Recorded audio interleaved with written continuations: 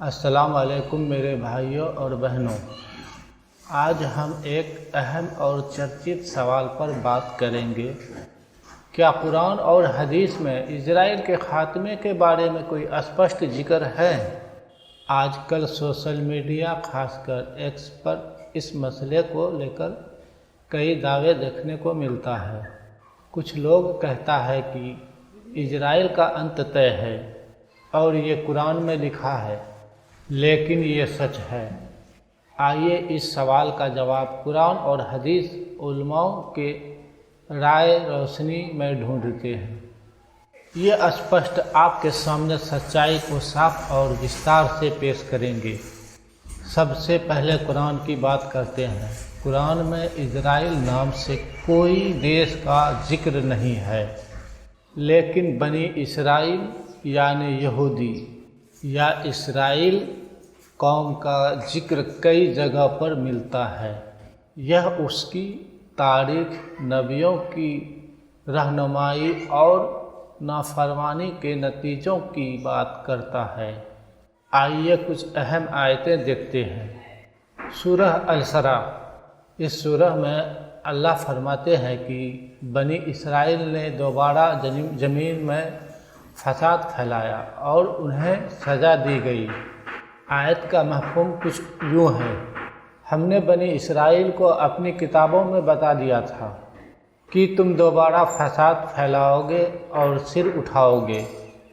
پہلی بار کے وعدے پر ہم نے اپنے طاقتور بندے کو بھیجا، جنہوں نے تمہارے گھر میں گھس کر تباہی مچائی۔ پھر دوسری بار کی وعدہ آیا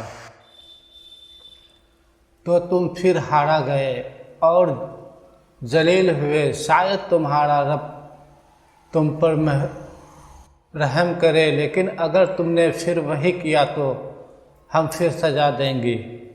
کچھ لوگ اس آیت کو آج کے اسرائیل سے جوڑتے ہیں اور کہتے ہیں کہ اور ان کے خاتمے کی بھوشوانی ہے، لیکن علماء کرام جیسے ابن کثیر بتاتے ہیں کہ یہ آیت پہلے صدیوں کے بنی اسرائیل کی بات کرتی ہے، جب بیبیلونینز اور رومن نے انہیں تباہ کیا۔ اسے آج کے دیش اسرائیل پر سیدھا لاگو کرنا صحیح نہیں ہے۔ سورہ الدخان، یہاں اللہ تعالیٰ فرماتا ہے: ہم نے بنی اسرائیل کو سخت سزا سے نجات دی۔ یہاں موسیٰ علیہ السلام کے زمانے میں فرعون سے ان کی آزادی کا ذکر ہے۔ ان کا کسی خاتمے سے کوئی تلنا نہیں۔ سورہ البقرہ، اس میں بنی اسرائیل پر اللہ کے احسانوں کا ذکر ہے، جیسے انہیں فرعون سے بچانا، منتر و سلوہ دینا اور ان کی نافرمانی کی بات ہے۔ اللہ کہتے ہیں کہ انہوں نے نبیوں کا انکار کیا اور سزا پائی، لیکن یہ بھی کسی دیش یا قوم سے خاتمے کا اسپشٹ اعلان نہیں۔ تو کیا قرآن میں بنی اسرائیل کی تاریخ اور ان کے عمل کے نتیجے ہے، لیکن آج کے اسرائیل کے خاتمے کا کوئی سیدھا ذکر نہیں؟ تو حدیث میں کیا ہے؟ اب حدیث کی بات کرتے ہیں۔ کیا حدیث میں اسرائیل کے خاتمے کا کوئی خاص ذکر ہے؟ جواب ہے نہیں، لیکن آخری زمانے کے فتنے اور جنگوں کی کچھ روایتیں ہیں جن میں یہودیوں کا ذکر آتا ہے۔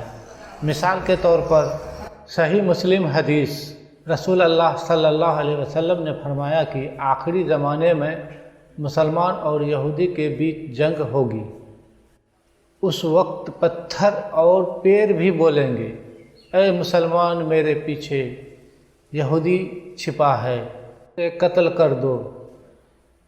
یہ حدیث آخری دنوں کے فتنے کی بیان کرتی ہے، لیکن یہ کسی خاص دیش جیسے آج کا اسرائیل یا وقت کی بات نہیں۔ یہ عام بھوشوانی ہے جس کا صحیح مطلب صرف اللہ اور اس کے رسول کو پتہ ہے۔ اسے آج کی راجنیتک سے جوڑنا غلط ہے۔ یاجوج ماجوج کا فتنہ۔ صحیح بخاری اور مسلم میں یاجوج ماجوج کا ذکر ہے جو آخری زمانے میں تباہی مچائیں گے۔ کچھ لوگ اسے اسرائیل سے جوڑتے ہیں لیکن اس کا کوئی صحیح دلیل نہیں ہے۔ یہ بھی عام فتنوں کا حصہ ہے۔ حدیث میں یہ بات ہے لیکن اسرائیل کے خاتمے کا کوئی خاص یا اسپشٹ ذکر نہیں ہے۔ اب بات کرتے ہیں سوشل میڈیا کی، خاص کر ایکس کی۔ وہاں کوئی پوسٹ میں دعویٰ کیا جاتا ہے کہ قرآن اور حدیث میں اسرائیل کا خاتمہ لکھا ہے۔